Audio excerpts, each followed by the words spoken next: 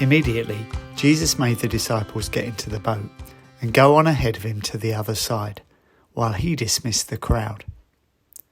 After he had dismissed them, he went up on a mountainside by himself to pray. Later that night he was there alone, and the boat was already a considerable distance from land, buffeted by the waves because the wind was against it. Shortly before dawn, Jesus went out to them, walking on the lake. When the disciples saw him walking on the lake, they were terrified. "It's a ghost," they said, and cried out in fear. But Jesus immediately said to them, "Take courage. It is I. Don't be afraid." "Lord, if it's you," Peter replied, "tell me to come to you on the water." "Come," he said. Then Peter got down out of the boat, walked on the water, and came towards Jesus. But when he saw the wind, he was afraid, and, beginning to sink, cried out, "Lord, save me." Immediately, Jesus reached out his hand and caught him.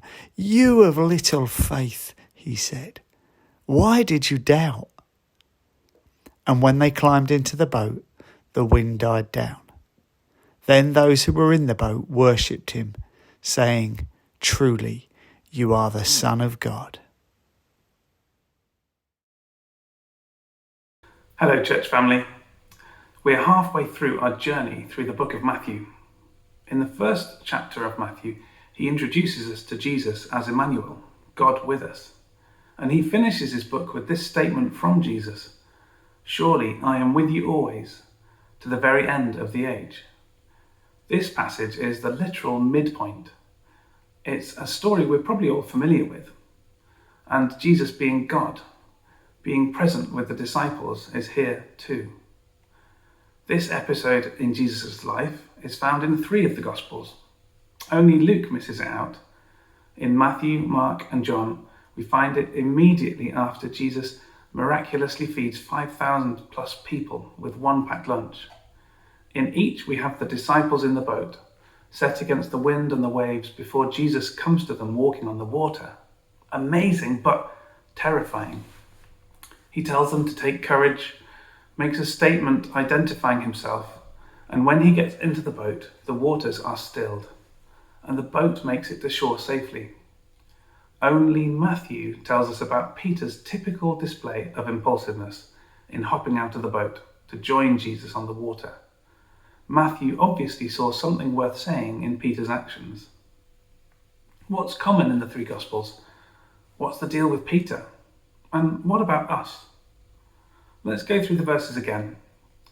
Immediately, Jesus made the disciples get into the boat and go on ahead of him to the other side whilst he dismissed the crowd.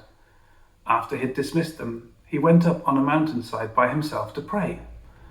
Later that night, he was there alone, and the boat was already a considerable distance from land, buffeted by the waves because the wind was against it. Jesus made them get into the boat, while he went to spend time in prayer. The disciples are in rough waters because they're following Jesus' instructions. They're there because that's where Jesus has put them. Now, my image of this passage has always been an almighty storm and the disciples about to be swamped. They're terrified. But the passage simply says they're being buffeted by waves because they're going into the wind. That means they must have been rowing rather than sailing. I realise I must have always mentally mushed this story together with the calming of the storm in Matthew 8, when Jesus is asleep in the boat as the disciples panic, the waves coming over the side, and they wake to shout him, "Lord, save us, we're going to drown." But Jesus was with them in the middle of the storm.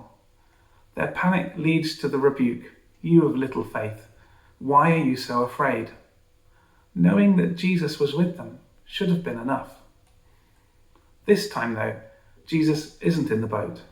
They're heading into the wind, riding up and down each wave, the perfect recipe for seasickness. But these are tough fishermen. They've got nautical skills and they've got abilities, and they're using them to get on with the task that Jesus has given them. That's amazing. We too have been set on a course by Jesus. as individuals and as the body of Christ, we can find ourselves heading into the prevailing winds of this world, being buffeted by the waves. When we journey the way Jesus teaches us, we have to cope, to get on with things, using the skills and talents we've been given to keep moving forward. And sometimes that's plain sailing, and that's lovely. Sometimes it's a bit choppy.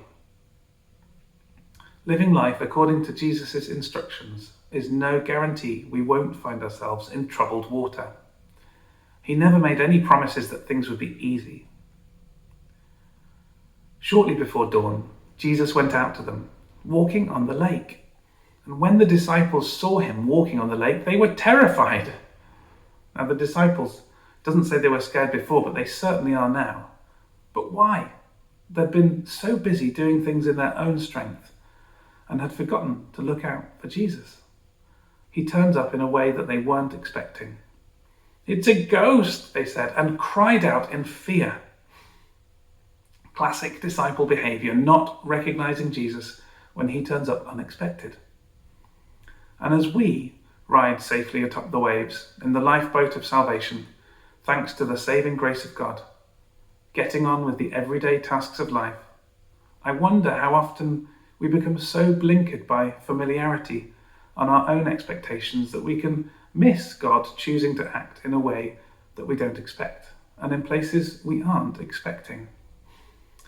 Not only did the disciples fail to recognize Jesus, but they misidentify him as something terrifying. Why did they do this? The obvious answer seems to be that they weren't looking for him or expecting him. So when he turns up behaving in a way that doesn't fit with what they expect of him, it scares them. We need to be on the lookout for God moving in this world. But how easy it is to be cynical and to feel uncomfortable with different manifestations of God's power. Sometimes even visiting a different church can be a bit of a shock. That's not how God does things in our church, we can think. We know God performs miracles and we know he's at work in this world. We must always keep our spiritual eyes peeled, looking out for what God is doing around us, especially when it isn't what we expect him to do. So, they weren't scared of the wind and the waves, but they're scared now. And how does Jesus respond? Jesus immediately said to them, "Take courage, it is I. Don't be afraid." Jesus announces himself. "Take heart. I am. Do not fear." The amazing, unbelievable thing that they can see happening in front of them claims to be Jesus, God with them. Just as in the earlier account of Jesus calming the storm, Jesus' presence with them should be enough to still their fears. And at this point, in the accounts of John and Mark, Jesus steps into the boat. Everything's fine, the waters are stilled, it's all good. When we journey with Jesus, there will be times when he sends us across the lake in a boat. Trust that he has a plan.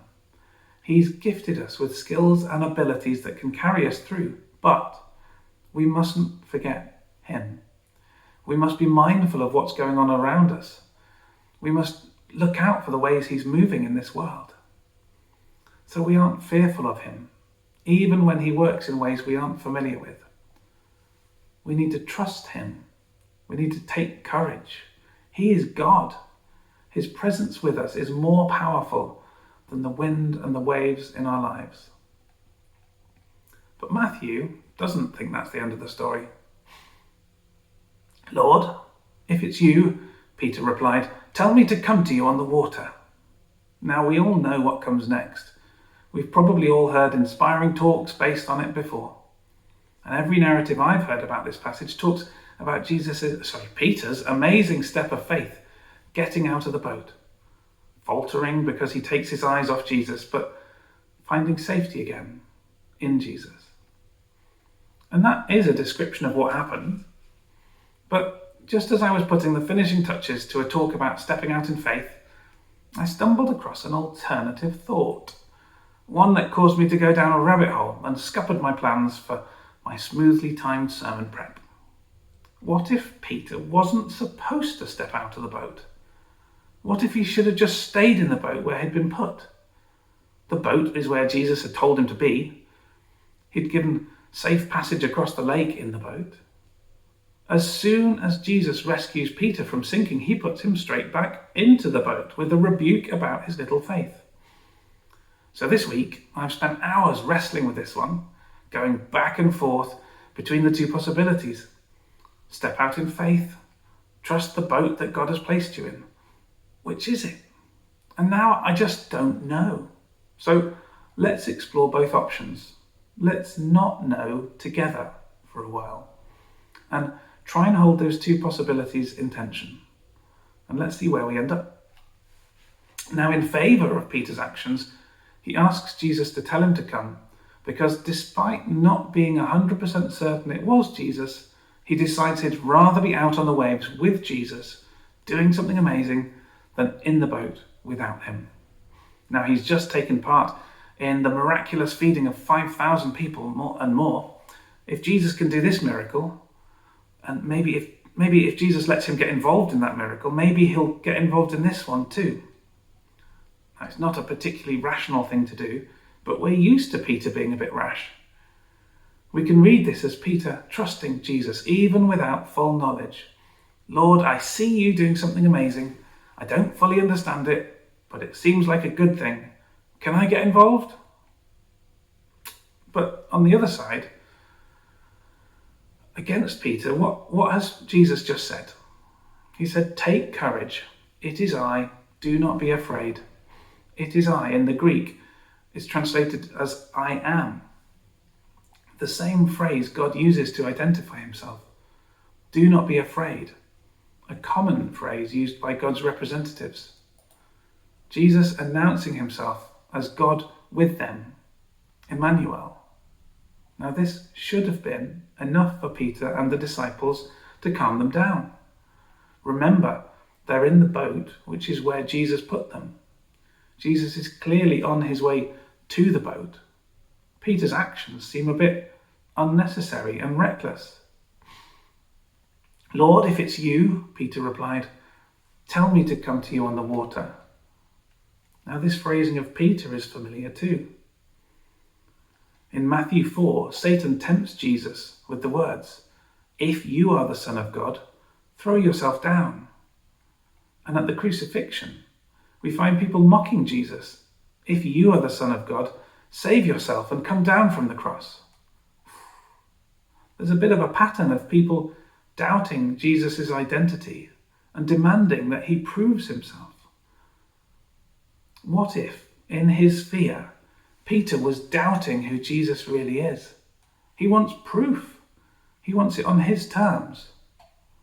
Lord, if it's you, Peter replied, tell me to come to you on the water. Give me this miracle as proof. Now, in the other examples, Jesus declines to do as he's told. And here he responds with just one simple word. Come. Is this a positive affirmation of Peter's bold request? Or an acceptance from Jesus that Peter has the freedom to make his own choices? Jesus has placed them in the safety of the boat, but Peter has the freedom to step out of that boat. Whatever the motives, here's what happens. Jesus gives him no step-by-step plan, just one word, come. That's all. So Peter steps out of the boat, and when he saw the wind, he was afraid, and beginning to sink, he cried out, Lord, save me. He's walking on water, but then he takes his eyes off Jesus. Instead of focusing on the creator of the universe, standing before him, breaking the natural laws of the world, he starts to look at his surroundings. He sees the wind, and his previous experience of the non-sturdiness of water comes flooding back. He starts to sink into the water, into the way he expects things to turn out. But even in that, he knows Jesus is above it all. Despite his starting to sink, he knows that Jesus has the power to save him. So he cries out, Lord, save me. Immediately, Jesus reached out his hand and caught him. "You of little faith," he said, "why did you doubt?" And when they climbed into the boat, the wind died down, and those who were in the boat worshipped him, saying, "Truly, you are the Son of God." Now, however Peter ended up on the water, the narratives converge here. He realizes he can't possibly deal with this situation on his own. He can't walk on water. He's so close to Jesus, and yet even Peter is swamped by his circumstances. And in that, where does he turn? To the one he can trust, to the one he knows has the power to save. Why did you doubt? What is Peter doubting? He's not doubting Jesus' ability to walk on water and perform miracles. He's right in front of him, not sinking.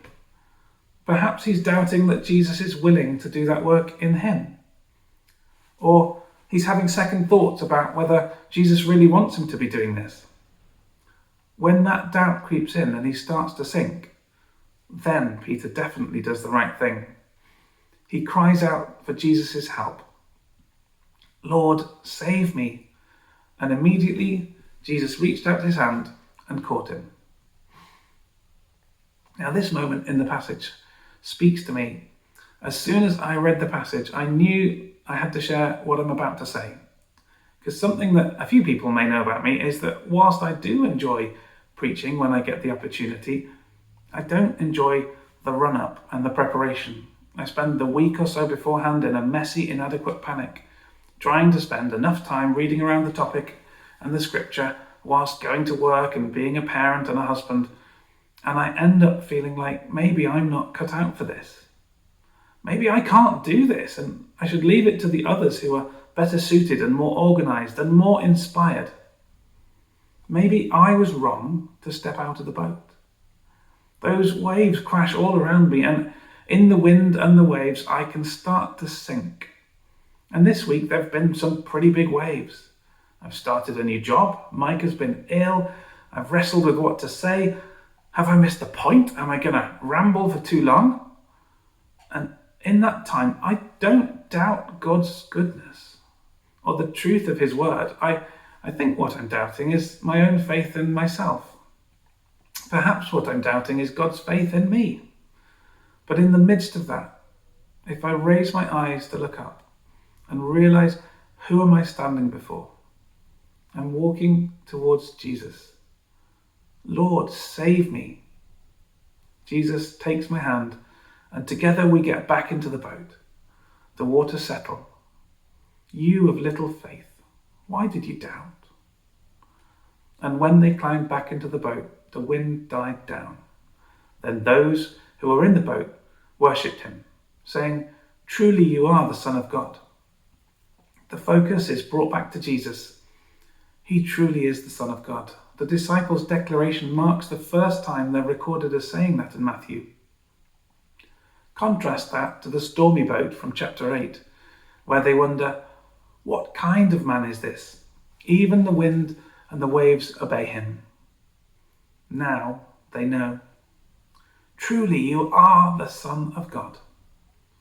So what should Peter have done? Was he right to step out of the boat? Should he have stayed in the place where Jesus placed him? I still don't know, and I don't need to know, because this story isn't about Peter, and it's not about us, it's about Jesus. He's the one with the power to walk on water.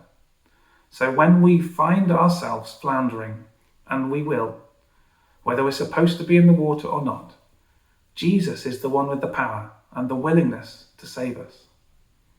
He's sent us out like disciples in that boat. We're set on a heading to fullness of life.